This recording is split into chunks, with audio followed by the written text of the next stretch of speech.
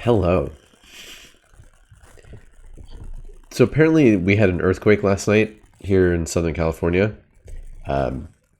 We were awake, my wife and I, but we didn't feel it, which is good, I suppose. Welcome. It's Monday. I had to record something last night, so let me know if any of the settings sound weird or different. I think I reset everything correctly. Maybe? I don't know.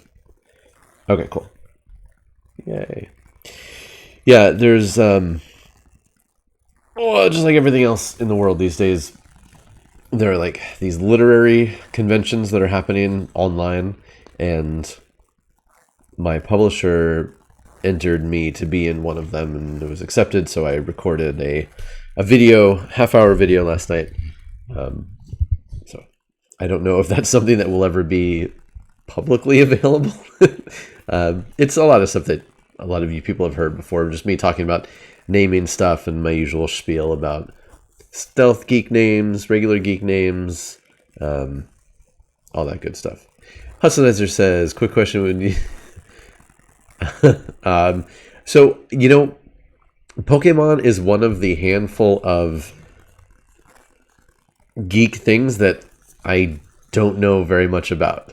I mean, I know like the classic lineup of characters from the cartoon, but that's really about it. I never played any of the games. I mean, I played Pokemon Go for 10 minutes when it first came out. But yeah, I don't really know. I don't really know Pokemon very much. But sure, I mean, yeah, name something after me. That's great. let me know which one you choose. We did have a conversation on, was it? I think it was on one of Jessica's streams a couple weeks ago about which Pokemon you'd like to sleep with. But other than that, I don't really know that much. Oh, I like the I like Jigglypuff. That's one I know.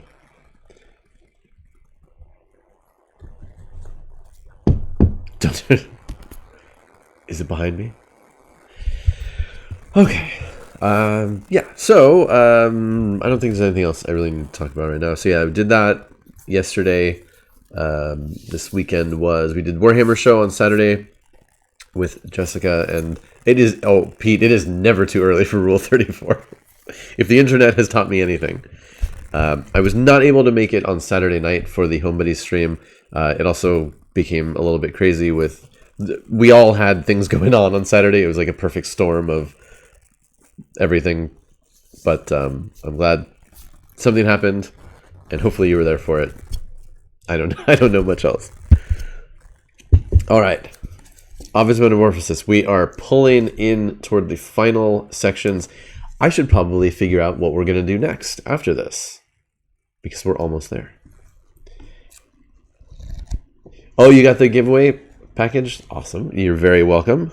Thank you for being such an awesome supporter. All right. So last time we finished book 11. What was the last story we read in here? Oh, KX and his poor daughter. So now we move into book 12 out of, what did we say? There are 15 books? 15 books, okay. Book 12, The Invasion of Troy. Here we go. Now we're getting to it. Just looking ahead here. Excuse me. So much murder. Well, a lot of Warhammer stuff going on today, too. We'll talk about that later, though. Basically, they just announced a billion new products, a lot of merch, clothing, pins, mugs, stuff coming out later this year for around holiday times. A lot of stuff. Okay, The Invasion of Troy. And there's going to be a whole bunch of names. If you remember when we talked about the Iliad way back when, you might recognize some of these. I'll stop and go over some of the ones that are important, but they're not all important. But Priam, that's going to be the first one that we mentioned here. Priam. Priam was the old king of Troy, the father of a lot of the Trojan heroes. Hector, Paris / Alexander. So that's Priam. But Priam mourned for Aeschylus, not knowing he lived, a winged creature. We skipped that story. It wasn't all that important, but yes, one of the other family members was turned into a bird, because that's what happens in this book. To the tomb that bore his name, Hector brought sacrifice. So did the other brothers, all but Paris, who, not long after, brought upon his country long warfare over the woman he had stolen. And that, of course, is Helen. Now, there are lots of different versions of the stories about the Trojan War and leading up to it. And in some, Helen is 100% consenting to go along with Menelaus to go with Paris away from Menelaus to go to Troy. In some stories, she's taken by force. In some stories, she goes consenting, but they refer to it as being taken by Paris. So, lots of different versions. 1,000 ships were launched, and all the Greeks, banded together, followed. And they would have taken their vengeance sooner, but the storms made the sea pathless, and Boeotia held them, impatient, at the little port of Aulis. Do you remember what happened at Aulis? Something bad. When here, as always, they had gotten ready their sacrifice for Jove, just as the altar glowed with the lighted fires, they saw a serpent, blue-green in color, creeping up a plane tree above them toward a nest high up, which held 8 fledglings. These, together with the mother, flying too close to her doomed brood, the serpent seized and devoured. Amazement seized the people. But the augur Calchas saw the meaning clearly. "Rejoice, O Greeks, we shall win the war! And Troy go down before us, but our task will be of long duration. The 9 birds mean 9 years." Meanwhile, the serpent, coiled around the branches, was changed to stone, and the stone kept the form of the twining serpent. So they behold an omen, right? A snake slithers up a tree and eats a whole bunch of birds. And they're like, yay, that means we're going to win. Sure. But it's going to take a long time, 1 year for each bird. And then magically the snake turns to stone because we're reading the Metamorphoses. Why not? Nereus continued boisterous over the waves. He would not carry the war across the sea, and there were people who thought that Neptune, who had built the walls of Troy, was therefore bound to spare the city. So here, essentially, we get a sea deity who is not carrying the war across the sea. So essentially, they're having trouble getting across the water. That's just a poetic way of explaining it. And then we hear that Neptune built the walls of Troy. Because again, like we've talked about many times before, there are lots of stories in ancient mythologies about gods being employed to build the walls of great cities. Calchas knew better and said so. Virgin blood must satisfy the virgin goddess's anger. The common cause was stronger than affection. The king subdued the father. Agamemnon led Iphigenia to the solemn altar, and while she stood there ready for the offering of her chaste blood, and even the priests were weeping, Diana yielded, veiled their eyes with cloud, and even while the rites went on, confused with darkness and the cries of people praying, Iphigenia was taken, and a deer left in her place as victim, so the goddess was satisfied. Her anger and the ocean subsided, and the 1,000 ships responded to the fresh winds astern, and with much trouble came to the Phrygian shores.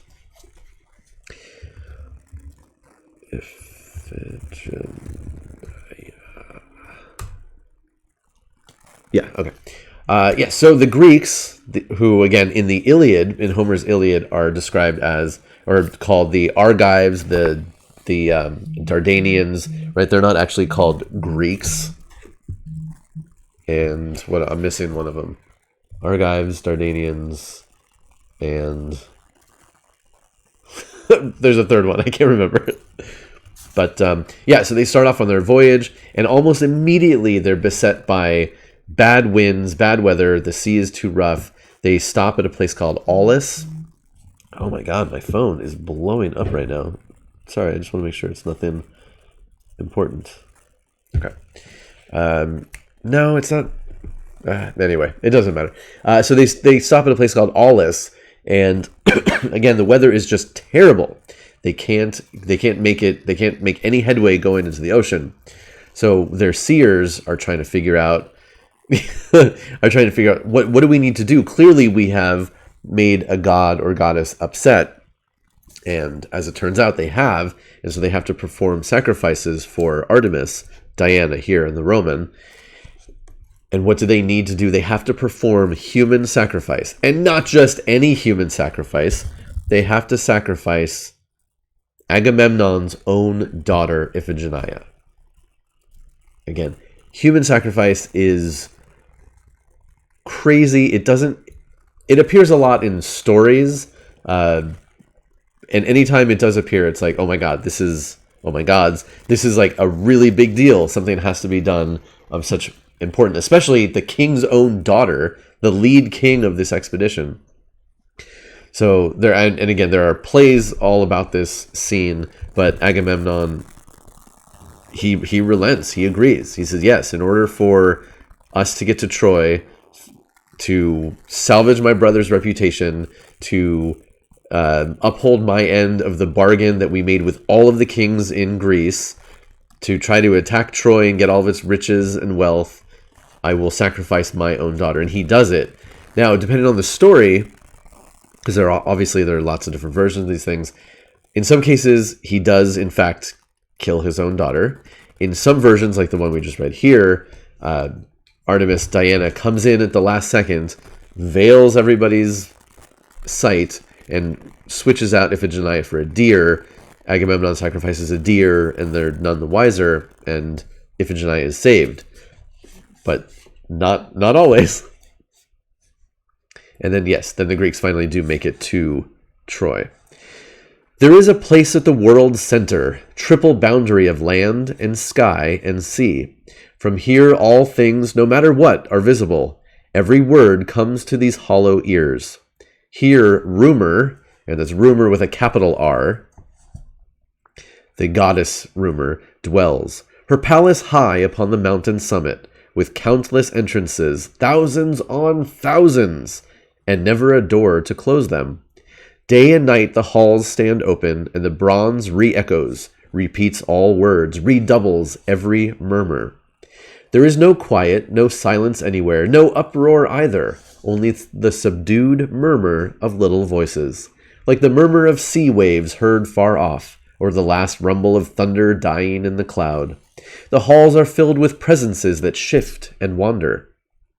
Rumors in thousands, lies and truth together, confusing.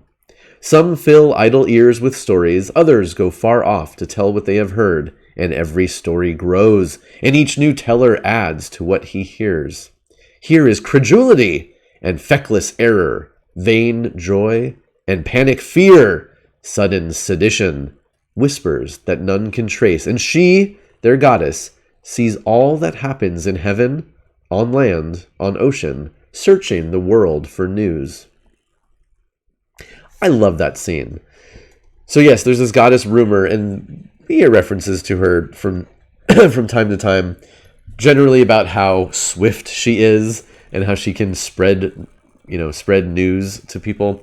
But here we get an actual depiction of where she lives, and it's this sort of cavern somewhere where the sky meets the land meets the ocean, and there are a million little doorways and the constantly voices and air going through, and she has her little team of people to spread joy, fear, sedition, and she hears everything, this Rumor. Yeah, the game telephone. Zardoz. No, so yeah, typically in the Iphigenia stories where she is saved, she's spirited off to some faraway land, and she never again sees anybody who she used to know, and they never see her. So, although sometimes way later on in the story she does reconnect, but yeah, she's just zoom, she's off. They just see a deer and they think that she was sacrificed. So rumor spreads the tidings that the Greek fleet was coming and brave armies.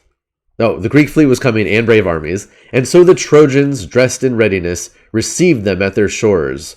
Protesilaus was first to fall, so the fates willed, when Hector let fly the deadly spear. The early fighting costs the Greeks dear, and Hector gave them lessons in how to kill. And Trojans learned those lessons in blood, and Sigean shores were turned to crimson. Cygnus, the son of Neptune, slew his thousands. Achilles in his car rode through the Trojans, leveling columns with his spear, and seeking Cygnus or Hector. Hector was denied him until the 10th year, but he did meet with Cygnus, urged on his horses, whose white necks were straining against the yoke, rode down his enemy, brandished his spear, and cried, "Whoever you are, O youth, take this for comfort in your dying. It was Achilles of Thessaly who killed you." After the taunt, the spear. It did not swerve, and the point was sharp, but only bruised the breast, no damage done. "O son of Thetis," Cygnus called back, "you see I know you. Why do you wonder that no wound hurts me?" And Achilles surely was wondering. "I do not wear this helmet, golden with horsehair crest. I do not carry this hollow shield on my left arm for safety. I wear them out of pride, for decoration, as Mars too wears his armor. If I lost them, I still would walk unharmed. You are the son of Thetis, a sea goddess. That is something, but I am son of the great ocean monarch, who rules both Thetis and her many sisters, and Nereus, their father. He flung a spear, through brass and the nine leathers of layer driving. It pierced, but the 10th layer kept it harmless." So we're getting an awesome duel between Achilles and Cygnus. And again, if you know your animals, you may have a guess as to where this is going. But yes, Hudsonizer. The 10th year is absolutely foreshadowing the culmination of the Trojan War. So they're fighting. Achilles is looking for Achilles. We hear if Achilles is going up against standard troops, he just mows them down. Like there's absolutely nothing a regular human being could do to Achilles. So he's always looking for honorable, great opponents to fight in these little duels that happen during the big melees. So he's looking for Hector. Can't get to Hector yet. We're going to get that later, exactly, foreshadowing. But he comes across Cygnus, another semi-divine character, and he throws his spear. It hits Cygnus, and it just basically just bounces off. He's like, "Ha! I don't even need to wear this armor. It's just decoration. I have better noble or godly lineage even than you." Cygnus throws his spear. We hear it punches through brass and 9 layers of leather. So that we get lots of depictions of the armor and the weapons that the people used in the Trojan War and in other stories. But essentially, their shields were layers of cured leather. And the biggest, baddest warriors had more layers, essentially. So Achilles' shield is 10 layers of leather thick. So obviously they're pressed together very tightly, but it's 10 layers. And then there's some sort of a brass, brass layer to it that's facing the enemy, whether it's completely brass or just like the center part of it. But anyway, that spear went almost all the way through. Achilles shook it off, flung the spear again. Again, it left no wound, and even when Cygnus offered his body naked of protection, the third spear did no hurt. So now Cygnus is just showing off. He's like, "Come on, baby. Show me what you got." And Achilles is just throwing spears at him. Nothing is working. Achilles rages as a bull rages in the wide arena against the scarlet cloth and never finds it. Could the spear have lost its point? He looked it over. No, it was on the shaft. Has my hand weakened? He thought. In this one instance? Once I had strength enough, surely, when I led the onslaught through Lyrnessus' walls and made the rivers run red with blood. And Telephus more than once felt my spear's power and thrust. On this field also I have made and seen my heaps of slain. My hand is strong as it has been. As if he needed proof of the past, he flung one spear the more straight at Menoetes, and the weapon drove through mail and breast. And as the dying victim came clanging to the ground, from the hot wound Achilles pulled the spear in wild rejoicing. This is the hand, this is the spear that brought me victory once again, and I shall use them against this foe, and the same fate befall him. He threw again at Cygnus, and the ash went straight and hit the shoulder and bounced off as from a wall. Achilles saw the blood where it had landed and rejoiced. In vain, it was Menoetes' blood. Oh my God. So, again, such a great scene. Achilles is not the smartest guy. He's definitely the best warrior among the Greeks and among anyone, really. He's super strong. He's super fast. So he's a great fighter. Again, not the smartest dude. So he keeps throwing spears at Cygnus. Nothing's happening. He's super jock. That's a great way of explaining it, Stardust. Yeah. He's throwing his spears. Nothing's happening. He's like, what, is it me? Am I having an impotent moment here? So he looks around. He sees Menoetes. And he's like, well, let me test it. Throws a spear. It just goes right through this guy. Kills him. It's like, okay, no, I still got it. Picks up the spear, throws it again at Cygnus. It bounces off. There's blood. Well, I mean, it hits him and falls down. And there's blood. He gets excited, but no, it's the blood from the other guy I just killed. What can I do? Let's see. Down from his chariot he leaped, closed in, swung sword, saw shield and helmet both pierced, but felt the sword go blunt on the body. This was too much. With shield and hilt as weapons, over and over again, he beat on the temples, the unprotected visage. One gave way, and one came pressing on. No rest was given, no respite from that battle shock. And fear took hold of Cygnus. The dark shadows swam before his eyes. As he stepped back, a boulder barred off retreat. As he bent back against it, Achilles dragged him down, rode him with knees and shield together, loosed his helmet thongs, fastened them tight around the throat, kept choking, was ready to strip the armor for his prize, and found the armor empty. For the sea god had changed him into the snowy bird whose name he had while living. So all Achilles can think to do, Achilles is just, he's seeing red at this point. He jumps down, he goes and grabs him and just starts just beating him down to the ground. Cygnus can't see anything. It's going bad for him. He actually becomes afraid, and then Achilles just pounds him into the ground, stops, looks down, and he's gone.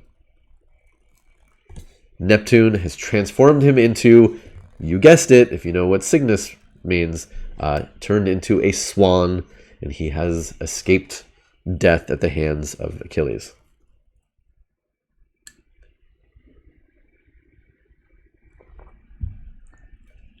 Yeah, the empty armor lying on the ground.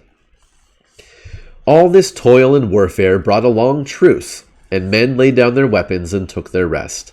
But guards patrolled the trenches, and guards patrolled the walls. There came a day when Cygnus' conqueror Achilles offered a heifer's blood as sacrifice to Pallas. Pallas, we haven't talked about this,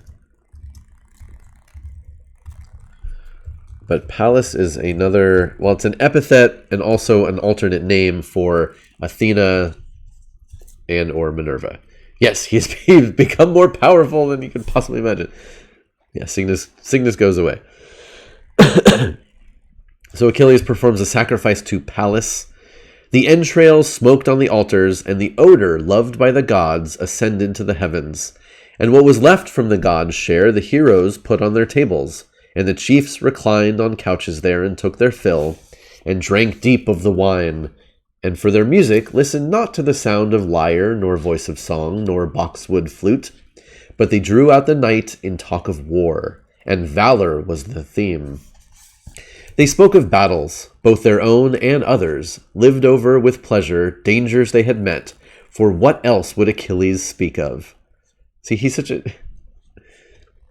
a jock. Even when they're hanging out relaxing, he can only talk about war and his past accomplishments. What would others tell in great Achilles' presence?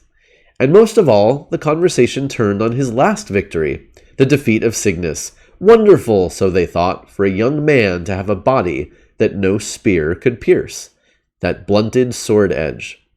Even Achilles wondered, and Nestor said, "Your youthful generation has known one only, this Cygnus, who could scorn the steel, invulnerable to any wound. I can recall another, long ago, whose body took 1,000 blows unarmed. What was his name now?" So Nestor is one of the Greeks, and by the time of the Trojan War, Nestor is an old man. And as we saw before, Ovid loves to reinforce when characters are old, they're old. So Nestor is talking, and even in the text, he's like, I can recall another one. What was his name now? Because he's old, so he has trouble remembering. But really, he's old, so so there you go. Where was I? Yes. Ceneus, that was it. Ceneus of Thessaly, the Salian Ceneus. He once dwelt on Mount Othrys and was famous for all he did. But the strange thing about it is, he was born a woman. All who listened clamored to hear the story, and Achilles was urgent. Tell us, father, you are wise and eloquent. We all want to hear about him. Who was this Ceneus? Why changed? Who fought him? Who beat him if he was ever beaten? Where, in what campaign did you know him? Nestor answered, Time has slowed me down. I forget many things that happened in my youth, but I remember a good deal more. And this thing stands out clearly from all the doings of war and peace. I must have seen much if any man could. I have been living 200 years, am now in my 300. Holy crap, he is old. And the name is spelled, let me make sure I have it right. Ceneus, yeah. So not only is he old, he's really old. Yeah, we've got a Methuselah situation going on here. I'm trying to think canonically if Nestor is referred to in other places as being quite this old. I don't think so. I don't know if this is an invention of Ovid's or not. But anyway, he is old as dirt. So next we get into the section, Nestor tells the story of Ceneus. Famous for beauty was Elatus' daughter. Canis, her name was, loveliest of girls in Thessaly, throughout the neighboring cities, and your own town. She came from there, Achilles. And many suitors had their eyes upon her, and your own father might have been one, I think, but maybe he was married to your mother by then, or going to be. So again, even with the story within the story, Nestor is old and can't remember all the details. Well, anyway, Canis would not consent to any marriage. She used to walk the lonely shore, and Neptune, or so they say, got hold of her one day, took her by force, and liked what he had taken, and told the girl, Ask me for anything, and you shall have it. What do you want the most? That was what people said, at least. And Canis replied, The wrong you have done me makes me ask for something most important, that I may never again be able to suffer so. I ask you that I may not be woman. That would be best. She spoke the last words with a deeper tone. The voice, the voice might have been a man's, and it was truly, for the deep ocean's god had given his word, and to it added that no man should hurt her, that she should never fall by any thrust. So she, or he, went on his way rejoicing, and spent the years in male pursuits, and traveled all over Thessaly. So again we have Canis becomes Ceneus. So we've heard various stories in Ovid, in Greek and Roman mythology, about men turning into women, women turning into men. This one has a theme that pops up from time to time, and it's the idea that we start with a female character who essentially is raped, and she's given a boon, either specifically a wish, or she just asks the gods for something, and essentially asks, I wish I had the power not to suffer violence at the hands of men again. And the answer from the gods is, okay, I'll just turn you into a man. So.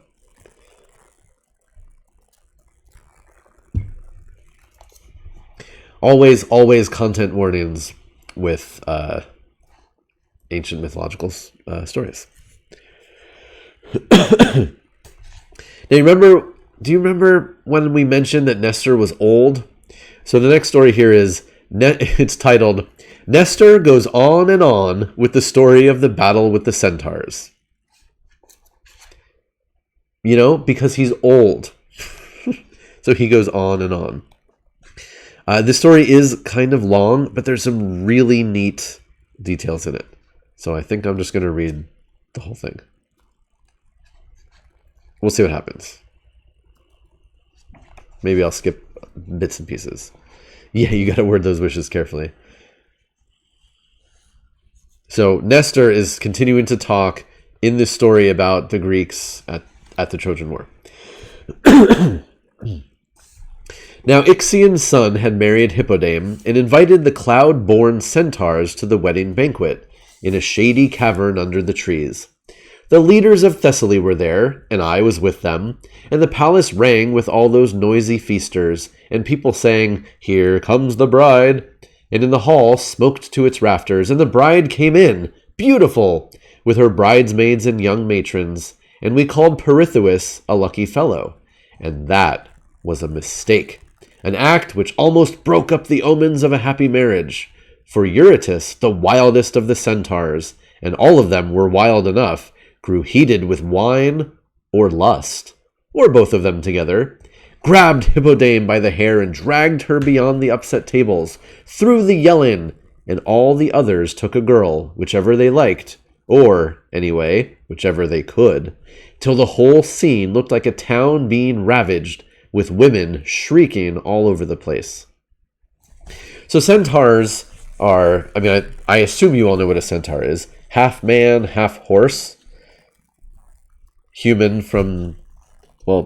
waist up, and then horse body. And we can go on and on about how silly centaurs are and why they have two rib cages and what centaur wearing pants would look like. All those great memes.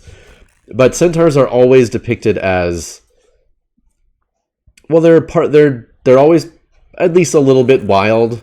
They definitely embody this sort of the spirit of animals and the spirit of horses running wild, literally. They're often depicted as being very lusty, both for sex and also for drink and just having a good time. And this is not the only story we hear of centaurs coming to a party and having a great time and then just annihilating the party, and fights break out, and sometimes even wars, and people are killed, all sorts of stuff like that. Yes, so as Aaron points out, so Chiron is the exception. Because centaurs are what super academic nerds call a liminal creature, so they exist on the border of two different things, they also have knowledge and experience beyond any standard creature of either type. So sometimes they're known for their wisdom, their knowledge, and that's where we get stories of Chiron, especially, who's like the smartest, most noble of all centaurs, who was a tutor to some of the great Greek heroes. Let's see, where do we go? Yes, women shrieking all over the place. We all jumped up as quick as we could, and Theseus first cried out, "What is this, Eurytus? Are you crazy?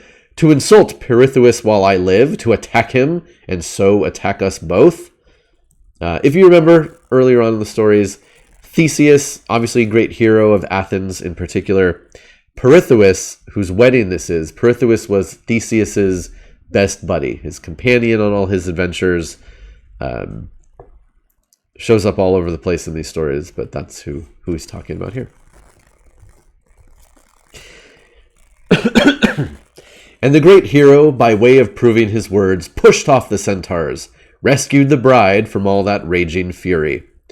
Eurytus said nothing. There was nothing for him to say. Instead, he rushed at Theseus, struck him on face and chest. There stood nearby an ancient wine bowl with carved figures on it, and Theseus, in a towering anger, seized it, flung it at Eurytus, who, dying, spouted blood from his mouth, and brains and wine together, as all his brothers shouted down each other, crying, "To arms! To arms!" Wine gave them courage, and their first weapons were the flasks and goblets and cauldrons. All utensils meant for feasting were used for war and murder. So the following scene, I'm going to set the scene a little bit. We've mentioned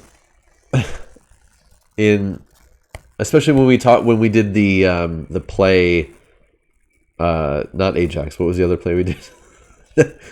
When we did the Bacchae. Some mythological stories for the ancient Greeks and Romans were their version of like horror movies. And they exalted sometimes in these stories on details of gore and violence and that sort of thing. So that's what we're about to see here. Ovid is going to go a little nuts with the descriptions of battle between the centaurs and the heroes and exactly what happens. At the same time, it's also going to be comedic because this epic fight between these creatures and these heroes is happening at a wedding, at a dinner party. And so what are their weapons? What are the weapons at hand? Well, we'll see what they are. So the very first person to die is Eurytus. And again, Theseus takes a wine bowl, throws it at him, hits him in the head, blood and brains come spraying out, and that is just the beginning. Ophion's son, Amycus, robbed the inner shrine, and from it bore off a chandelier with glittering lamps, lifted it high, the way an axe is lifted to strike a white bull for a sacrifice, and dashed it at the head of Celadon, smashing his face so that no man would know it. His eyes bulged from their sockets, and his cheekbones splintered, and what had been his nose was driven into his palate. Peletes of Pella wrenched off a maple table leg and used it to knock Amycus down with his chin driven into his breast. That made things even as he spat out black blood and teeth together. A second blow finished him off. Then Nereus, staring wild-eyed at the smoking altar near him, cried out, "Why not use this?" and caught it up with all its fires and hurled it at the throng and crushed two men, Broteus and Oreus, whose mother, so folks said, was named Macaulay, and she, or so they said, had incantation to bring the horns of the moon to earth, no matter how much she struggled. "You shall not escape me if I can find a weapon," one Exadius cried out, and found a weapon. A stag's antlers hung on a pine tree as a votive offering. And Nereus's eyes were pierced by those twin prongs, eyeballs gouged out. One of them stuck to the horn, the other rolled down his beard till a blood clot caught it. So again, just ridiculous depictions of this violence, body horror happening here. Then Proteus caught up a brand of plum wood, whirled it, and smashed it through Caraxes' temples, whose yellow hair, caught by the fire, burned fiercely like a dry field of grain, and the blood, seared dry, hissed horribly in the wound, as a bar of iron red hot in the fire is taken by the blacksmith, lifted in curving tongs, and plunged, still glowing, into the tub of water. How it sizzles, sputters, and hisses in the lukewarm water. That was the way Caraxes acted. Wounded, he pawed at the fire and tore up from the ground and heaved to his shoulder a millstone that a team of oxen could hardly drag. It was too heavy to reach his enemy, but it did hit someone, Caraxes' friend Cometes, and it crushed him. And Rhoeteus was delighted. "That's the way! Be brave like that, all of you!" And he came on with his brand again and used it for a mallet, pounding the skull bones into the brains. In triumph he turned on Dryas, Corythus, Euagrius, and Corythus fell, a youngster who had never cut himself shaving, and Euagrius shouted, "What glory do you get from killing children?" Rhoeteus gave him no chance for further talking, but shoved the firebrand into his mouth, wide open, ramming it down his throat. He went for Dryas, and this time had no luck, for Dryas stabbed him with a sharp stake between the neck and shoulder, and Rhoeteus wrenched it loose and ran, all reeking with his own blood. Orneus fled, and Medon and Lycabas, with a wound in his right shoulder, and Thaumas and Pisanor. Mermeros fled. He used to be the fastest runner of all, but slower now from a wound. And Pholus fled, and Melanius fled, and a boar hunter whose name was Abas, and Absolus the augur, who had tried to stop the brawling, spoke to Nessus, fleeing beside him. "Never mind, you need not run quite so fast. You will be spared. They tell me for the bow of Hercules." But Eurynomus, Lycidas, Areus, Imbrius fell, all those Dryas struck down confronting him. So as we heard in the title of this story, Nestor goes on and on with the story of the centaurs. So we just get a billion names, all these characters who, for the most part, don't show up. A couple of these characters are in other stories, but a lot of them are not. Cranaeus also receiving his wounds in front. Cranaeus was running, but looked back, and a javelin got him between the eyes! And during all this uproar, Aphidnus lay asleep, sprawled out, his hand still clinging to a goblet, drunk, and lying on a shaggy bearskin. Phorbas from far off studied him, noticed that he never stirred, cried, "Mix your wine with water of the Styx and drink it there," and flung his javelin, whose iron-tipped ash went through his neck. He lay there, head back, and never knew he died, and blood poured all over the place he lay and filled his wine cup. I saw Petreius trying to pull an oak tree out of the earth. He held it in both arms, yanking it back and forth, and just as he loosed the rooted trunk, Pirithous pinned him there, the spear going through his ribs. They say that Lycus fell by the valor of Pirithous, also Chromis. It may be so, but Dictys and Helops brought him more reputation than either of these. For Helops got a javelin through his temples, in one ear and out the other. Dictys tried to run and stumbled at the edge of a cliff, and fell and landed on an ash tree's top, impaled on the broken spikes of the branches. Apharius, not Alpharius, Apharius came to avenge him and tried to hurl a boulder torn from the mountainside. But as he threw it, the son of Aegeus caught him with an oak club, crippling his elbow. Ouch! No use bothering more with his maimed body, so Theseus leapt high on tall Bianor's back. That was one centaur who had never carried anyone but himself. But Theseus dug his knees into his sides. His left hand clutched the mane. He smashed at the face, the mouth that screamed and threatened, and he pounded the temples with his knotty club. Knotty, not Naughty. He slew Neodyminus and Lycopes, a javelin thrower, Hippasos, bearded to the breast, and Ripheus, taller than trees, and Therius, a hunter who brought back bears alive from Thessaly's mountains. Demoleon could not stand this any longer. He had been jerking at a pine to tear it up from the roots, the trunk and all, and could not. So he broke it off and sent it flying. But Theseus saw it coming and stepped back as Pallas told him to. At least he told us that Pallas told him to. Maybe I can skip ahead because it's a lot of this silly back and forth fighting. Wounded, hoof and foreleg, drove it through breast, where the horse part and man part were joined. I forgot to tell you. So again, Nestor's old, trying to remember all the details. Blah, blah, blah, blah, blah. Curved horns as weapons, red with blood. Everybody yelled, stabbed him through the belly, trailing guts.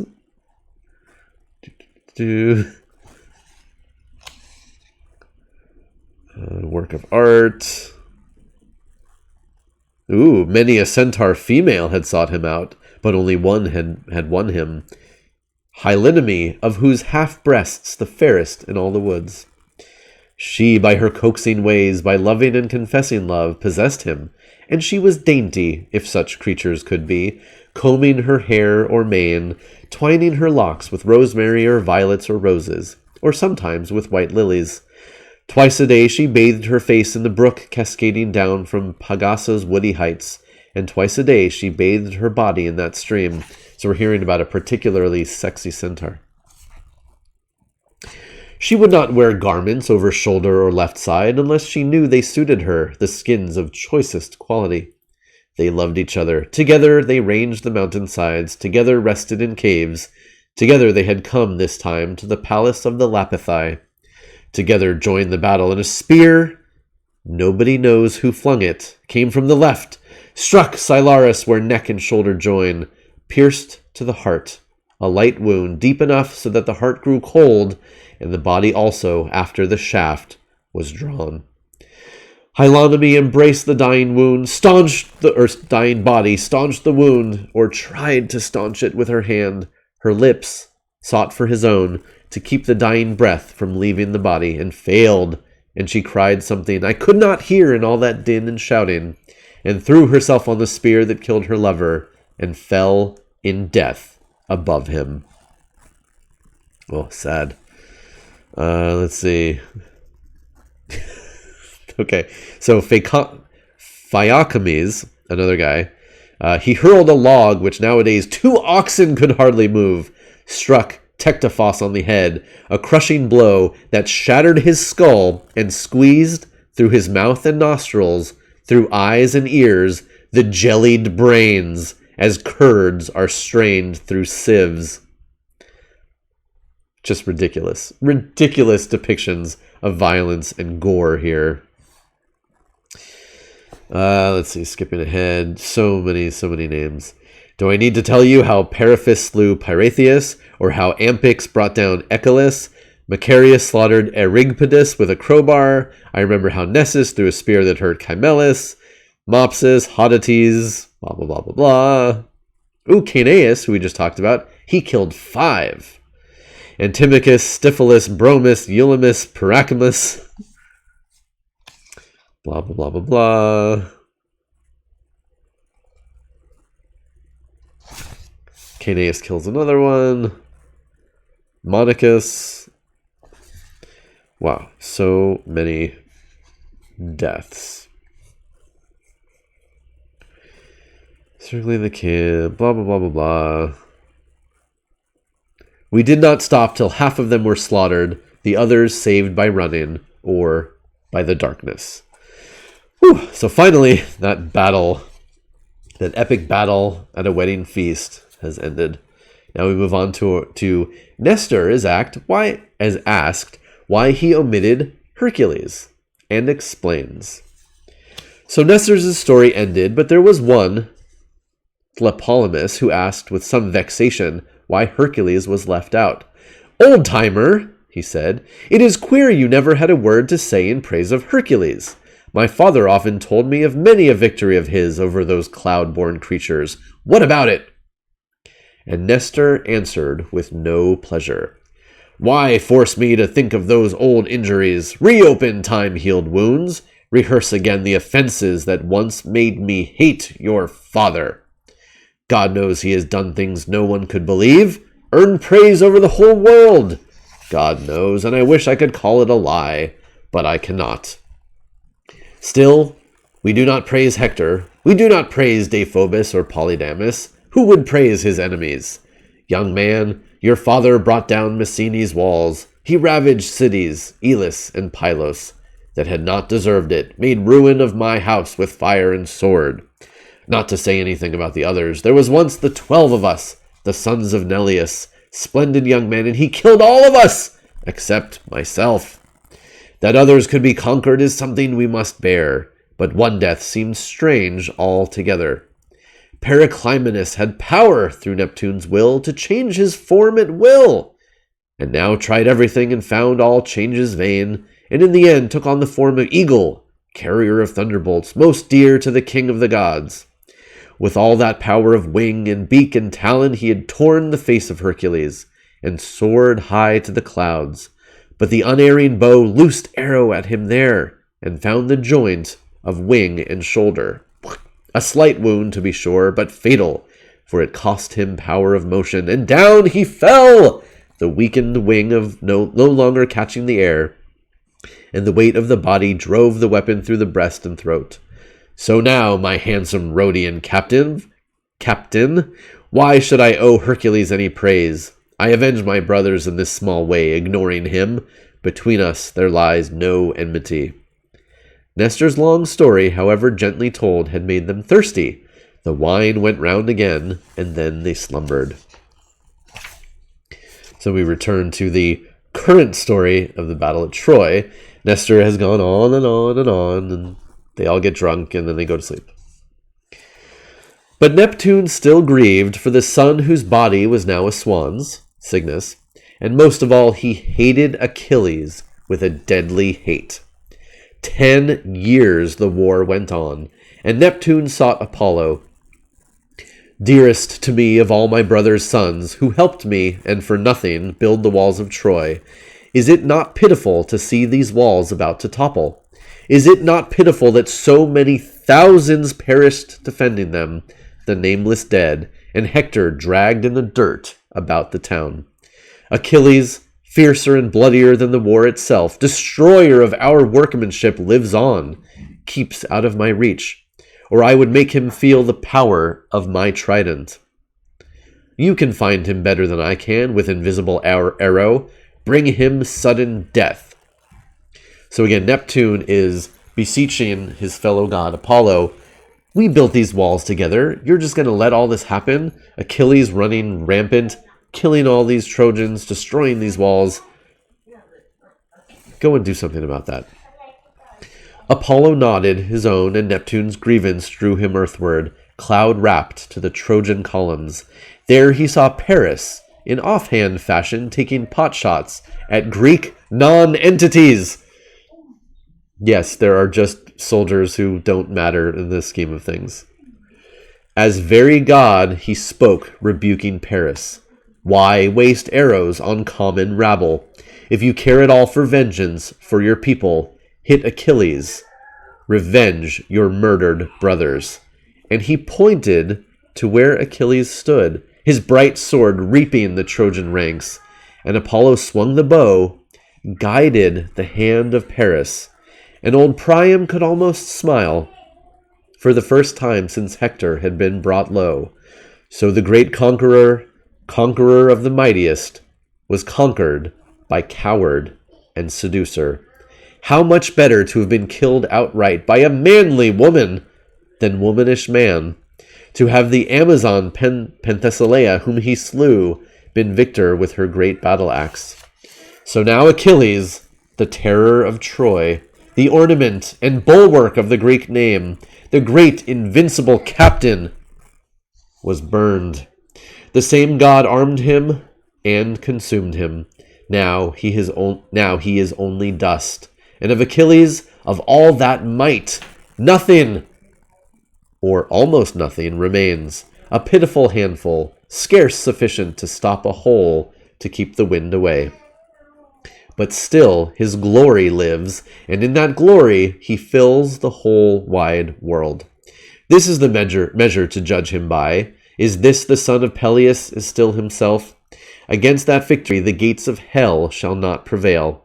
His shield still wages war, and arms are taken up over his arms, that men may know, and truly, who owned them once. Not Diomede, nor Ajax, Oileus' son, nor Menelaus claimed them, nor Agamemnon, nor the other leaders. Only 2 captains, had the nerve and daring to claim so great a prize. These were Ulysses and the other Ajax, son of Telamon. But Agamemnon would not choose between them. So, to avoid the burden and the hatred of any such decision, he called the captains of all the host to council to sit in judgment. All right, so what just happened here? Neptune beseeches Apollo, help me out, support the Trojans, we got to get rid of this Achilles guy. He is just the worst.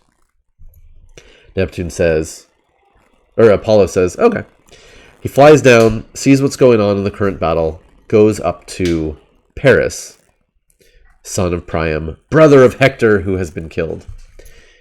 And he sees Paris. Paris was a great archer. That was one of his one of his best qualities. What are you doing? Okay, leave it alone. Go. So Paris is on the walls of Troy, and he's just shooting at just random Greek soldiers. And Apollo says, what are you doing? You're shooting nobodies. This isn't helping the war effort. If you want to do something big, shoot at Achilles. And Paris is like, okay. And then Apollo, the god of archery, literally turns the bow, guides Paris's hands, and Paris shoots an arrow, kills Achilles. Now, depending on the story, it will get into the nitty-gritty details about hitting him in the ankle and all that stuff, or his heel, rather. Not all stories focus on that at all, just like this one doesn't mention it. Just that Paris kills Achilles with an arrow. So Achilles dies. Everybody is, of course, super sad. They have a gigantic funeral, games, all this other stuff happen. Not really described here, but they burn the body. Again, they talk about how incredible it is that, and here I guess is a transformation, but Achilles, who was just super gigantic, like the biggest, best jock of all the Greeks, his body was so amazing, and it's burned, and then so little is left from such a great body that once was. But other than that, what is left are his arms, his weapons, some of his weapons, I should say, and his armor. And waste not, want not will pass those on to the next best warrior among the Greeks. And we hear a list of some of the great warriors, but those who don't lay claim to the armor, they realize, I'm not worthy of that. But there are two who do lay claim to it. Ulysses, who again is the Roman version of Odysseus, and Ajax. Now remember, there were two Ajaxes on the Greek side. Both were mentioned here on this page. There's Ajax the Greater, who is also known as Ajax, the son of Telamon, or Telamonian Ajax. And then there's another Ajax, Ajax the Lesser, whose father was named Oileus, so he is Oilean Ajax. That guy was a douchebag. We don't like him. We do like Telamonian Ajax, who we're about to hear some more about.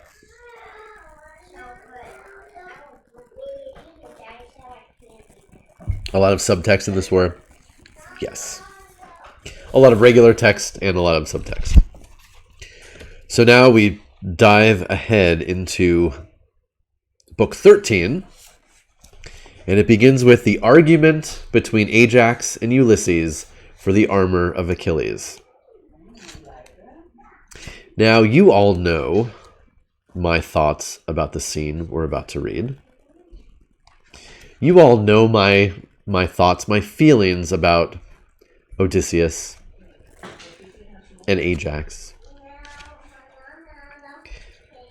But I am going to save this for next time, because I definitely want to read this and talk a lot about it, and it's a little bit of a longer one. It dives directly into another story.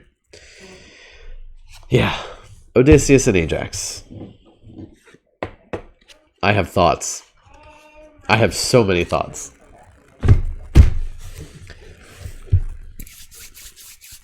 All right, what else is happening this week? We have a parent-teacher conference today, so that should be interesting.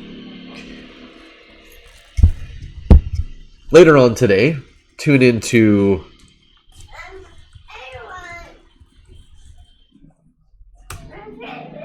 that channel.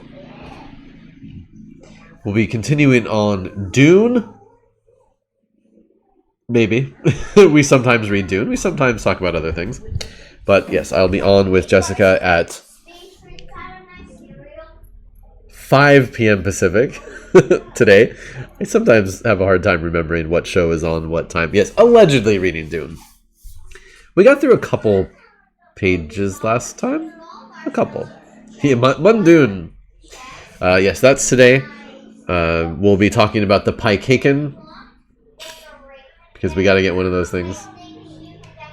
And yes, Rabid Wombat's charity stream coming up this Thursday as part of the epic Metal Meal Meltdown, so don't miss that one. Marshmallows and butter? Probably reading part of Dune, yes. So that's today. Tomorrow we'll be looking at toys. Some toys. Wednesday will be Warhammer Wednesday. And then in the afternoon we'll have Pete Wiz's show. I think we're making Rice Krispie treats. I think that was what the butter's for. Welcome, Pandar. Pandar, did you get a new little icon there? Oh, GlitchCon. Cool.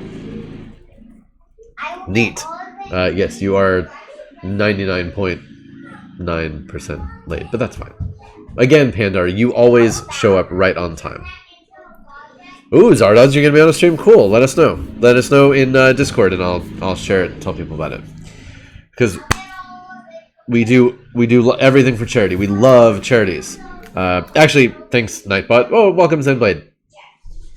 Nightbot has just announced, yes, so my wife's soap company, Bubbles and Things Soaps, we have a lot of cool designs. Among them, we have some Harry Potter related things.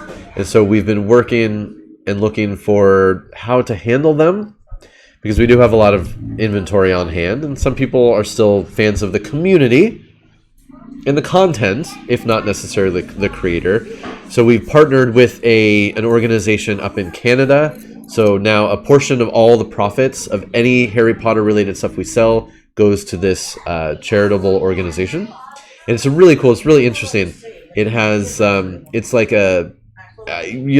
if you go on the social media for this, you can find out all the information. I don't have it all at hand, but essentially it's a camp for children of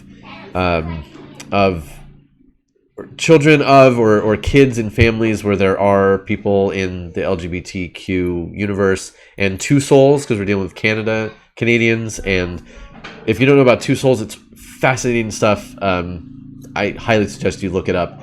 But basically, Native Americans, some different Native Americans, and I don't want to get this wrong, and I don't want to step on any...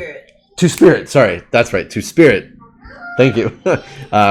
Yes, but it's the Native Americans had all different ideas about genders and how they worked, and different genders and different people, and it's fascinating. It's beautiful stories. But anyway, we're working with a camp for kids, and so portions of all the profits of all the Harry Potter stuff. Soaps. We made a bunch of pins that are really cool for the different houses. So anyway, charities are great. Give to charities is where I was going with that. So Wednesday, Warhammer Wednesday, plus Myths and Video Games with Pete on Pete's channel. Thursday, probably no stream, but you never know. I might pop in and do something, and then so on and so forth for the rest. Is there anything else I need to announce? Right, Thursday no stream, but Thursday is part of the charity stream with Robin Wombat. So we'll talk about that more as we get closer. I think that's it. I think I'm going to go take a nap. War Room on Saturday, of course. There's so much stuff just got announced just this morning for Warhammer, for Games Workshop. It's crazy, all of this crap for people to buy. And Saturday, I will not be waking up in time to catch it live. Every so often on Saturdays, Games Workshop will do a big event, a big live streaming event in which they'll announce a whole bunch of upcoming new products. This coming Saturday is one of them. There'll be pictures and videos online afterwards, and I will be talking about all that. We will be talking about all of that on Saturday. My book is available through the store. Well, it's Bubbles and Things, so there are things. But yes, you can now get my book anywhere books are sold. You can get one directly from me. You can get one from my wife's soap shop. You name it, it's out there. Yes, you only pay them with my book. We did make soaps with the cover image of my book in the soaps. It was for a pre-order promotion with a bookstore in Virginia, I think it was. Limited edition. I don't know how many are out there anymore, but yes, Rob Vegas, and yes, Zardoz. There are, oh my god! In addition to all the Warhammer just stuff that's coming out, shirts, mugs, keychains, pins, all this crap. We have these new Battle Force boxes where you can actually get a discount on things based on buying them full price. We'll talk about all of that on Wednesday and Saturday, but yes. Definitely keep a lookout for all of those things. I think that's it for today. Oh, cool, Zardoz. Working on comprehensive article things. We love comprehensive articles. We do. I'm working on a toy review this week as well. So yeah, lots of stuff going on. Have a great Monday, everyone. Hopefully I'll see all of you later on today on Jessica's channel for reading Dune, but if not, I'll see you tomorrow for Toy Tuesday. Time for sandwich and a nap. I wholeheartedly agree, Rob Vegas, 100%. And yep, no 12-foot inflatable Space Marine. Not yet, Peg Junk. I mean, they'll get to it. As long as the company wants to make it, they'll do it. All right, with that, I am going to say goodbye, see what my family's up to. I think there are Rice Krispie treats happening, so I'm going to get off for that. I'll see you all later, either at Dune today or Toy Tuesday back here tomorrow. And thanks for everybody who's just coming in now, right as we're about to leave. All right, bye-bye.